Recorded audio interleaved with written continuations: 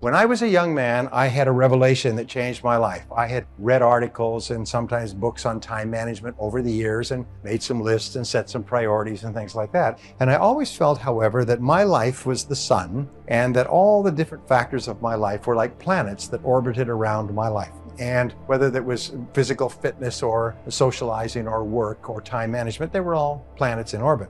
What changed my life was when I realized that time management is the sun and everything that I do is the planets in orbit. Everything we do in life revolves around time because time is life.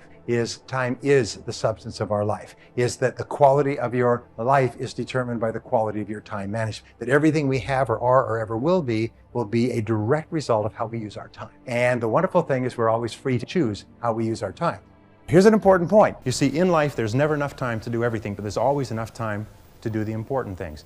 It's the number one key to effectiveness is to be able to sit down and look at your work and use the 80-20 rule. Say to yourself, which is the 20% of the number of things that I have to do that account for 80% of the value of my work? And always work on the top 20%. Successful people, peak performers, concentrate on the top items. And remember, anything other than working on the top items on your list is a waste of your time. And time management is not just time management is life management.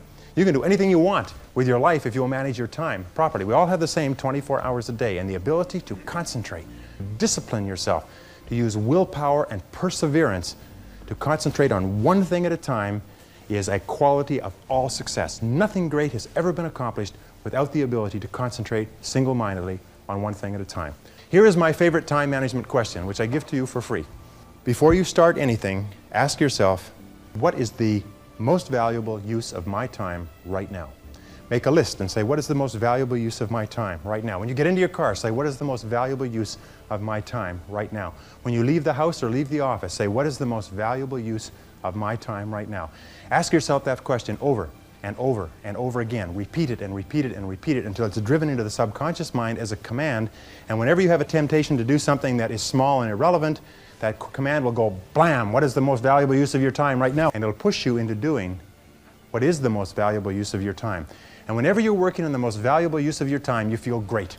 You get concentrated effort is a source of energy and enthusiasm. It makes you feel wonderful when you're working on something important, and it makes you feel nothing when you're working on something irrelevant. What is your most valuable asset? In terms of everything you own in your life, what's the most valuable thing you have? You know, an asset can be defined as something that is worth cash, or that has cash flow, or that can be turned into cash that generates cash flow.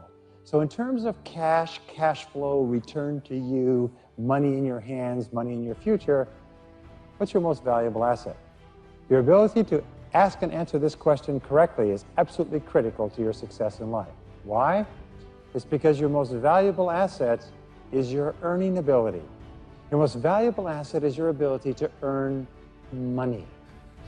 And when I first heard that, I thought, well, it's my house or my car or my bank account. No, your most valuable financial asset is your earning ability. It's your ability to earn money. Your ability to earn money is the most precious thing you have. You could lose your house, your car, you could lose your job, your industry, you could move across the country, but if you still have your earning ability, which resides between your ears, you could go out and get a new job and start pumping tens of thousands of dollars a year into your life. Your earning ability is the most valuable thing you have. It's taken your whole life for you to develop your earning ability. All your education, all your experience, all your knowledge, all your work at all your different jobs, all your lessons, all the things you've learned is to develop your most valuable asset, your earning ability. Now, the very fact that I've told you this and that you now know it puts you in a separate category because most people can't answer that question until they understand it. You see, this is worth tens of thousands of dollars to you. What's the difference between you and somebody from Bangladesh, where the average income is maybe $180 a year, or China, where the average income is still $200 a year? I'll tell you, it's your earning ability. You have the capacity, multiplied times the resources of the American economy, to earn one of the highest standards of living ever imagined in the history of mankind because of what resides between your ears. Now, isn't it worth taking good care of that? Isn't it important that you upgrade it? Isn't it important that you analyze it and define it and decide what it is today and where it's going to be tomorrow? Absolutely. Men and women who are great successes in our society are not people who stand there waiting for things to happen. They are people who deliberately take steps to increase and maintain the value of their earning ability. Number 9, it's the thing called consequences, and we talked about this before.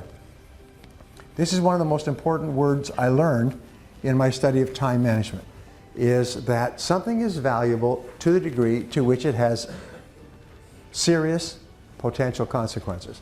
Something is unimportant to the degree to which it has low or no potential consequences. So one of the thinking tools that you have to have is look at everything that you do and ask yourself, does this have big potential consequences or not? And you'll find that most people spend most of the time working on things that have low or no consequences. At Harvard University, there was a great professor. He's dead now, but I began to study him in the 60s.